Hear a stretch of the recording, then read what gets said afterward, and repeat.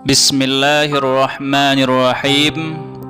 Berbicara masalah mengirimkan pahala dan amal baik untuk orang yang telah meninggal memang menjadi perdebatan di kalangan umat Islam. Sebagian menganggapnya tidak akan sampai dan termasuk perbuatan bid'ah. Tetapi sebagian lainnya percaya bahwa amal dan pahala yang kita kirimkan akan sampai kepada mereka yang telah meninggal. Berkaitan dengan hal ini, ada sebuah kisah dari seorang ulama dari kalangan tabi'in yang bernama Syekh Sabit Al-Bunani. Ia merupakan salah seorang murid dari sahabat sekaligus pembantu Rasulullah sallallahu alaihi wasallam, yaitu Anas bin Malik radhiyallahu an, yang mana pada setiap malam Jumat Syekh Sabit Al-Bunani ini mempunyai kebiasaan yaitu selalu pergi berziarah ke makam dan bermunajat hingga menjelang waktu subuh. Tiba suatu ketika saat beliau sedang khusyuk bermunajat, rasa kantuk pun menyerangnya dengan hebat sehingga membuatnya tertidur. Dalam tidurnya itu, ia bermimpi melihat seluruh penghuni kubur itu bangkit dari kuburnya. Mereka tampak mengenakan pakaian yang indah-indah dan wajah mereka tampak putih berseri-seri. Masing-masing dari mereka juga mendapatkan seperangkat hidangan makanan yang beraneka macam dan terlihat lezat. Namun, di antara para penghuni kubur itu tampak seorang pemuda yang berwajah pucat, rambutnya acak-acakan, tampak sedih hati, berpakaian kumuh dan kepalanya menunduk sembari mengalir air matanya.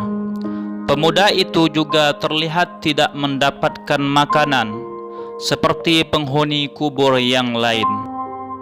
Kemudian seluruh penghuni kubur itu kembali ke dalam kuburnya masing-masing dengan wajah berseri-seri, selain pemuda yang berwajah muram itu.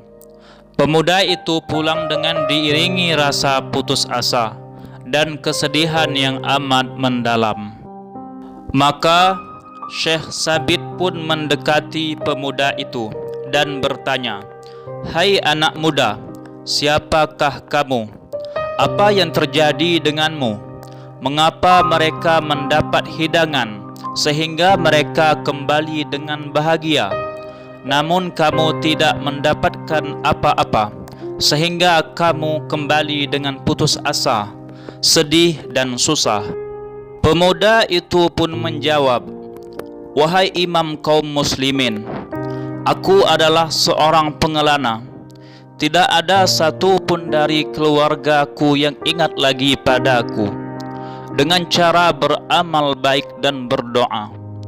Berbeda dengan mereka yang mempunyai anak-anak, sanak saudara, dan sahabat karib yang baik.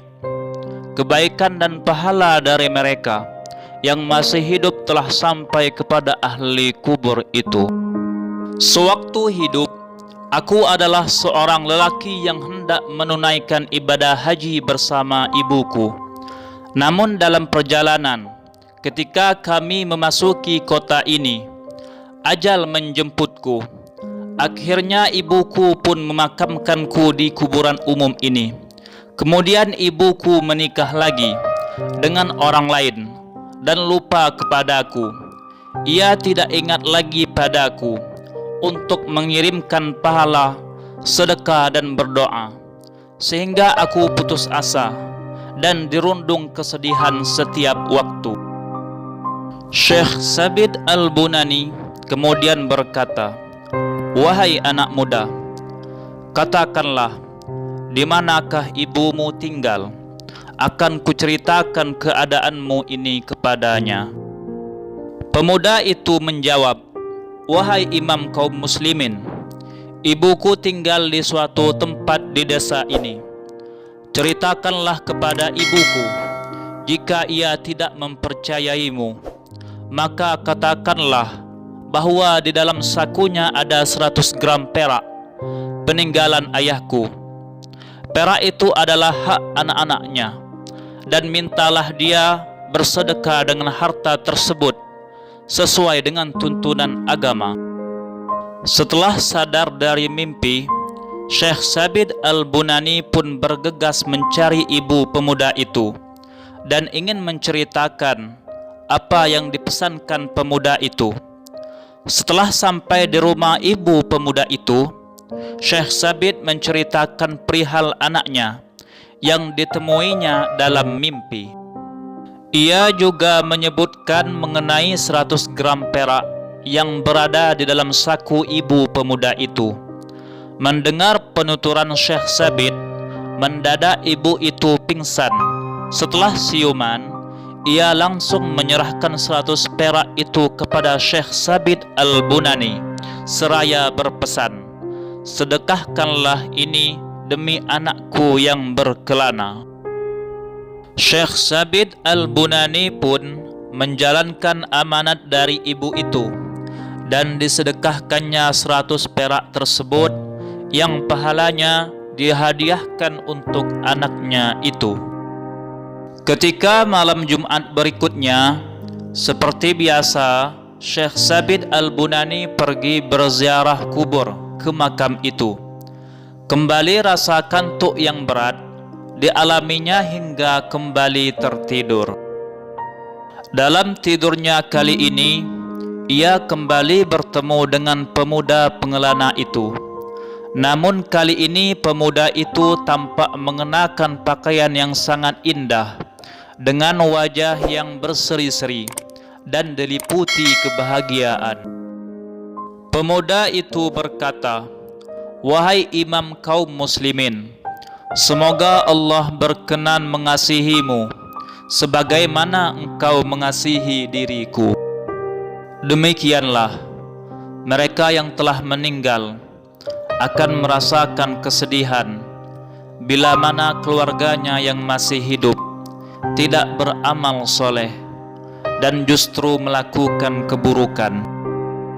Namun sebaliknya, jika keluarganya senantiasa beramal baik, maka mereka yang telah meninggal akan merasakan kebahagiaan karena mendapatkan bagian pahala dari mereka yang masih hidup.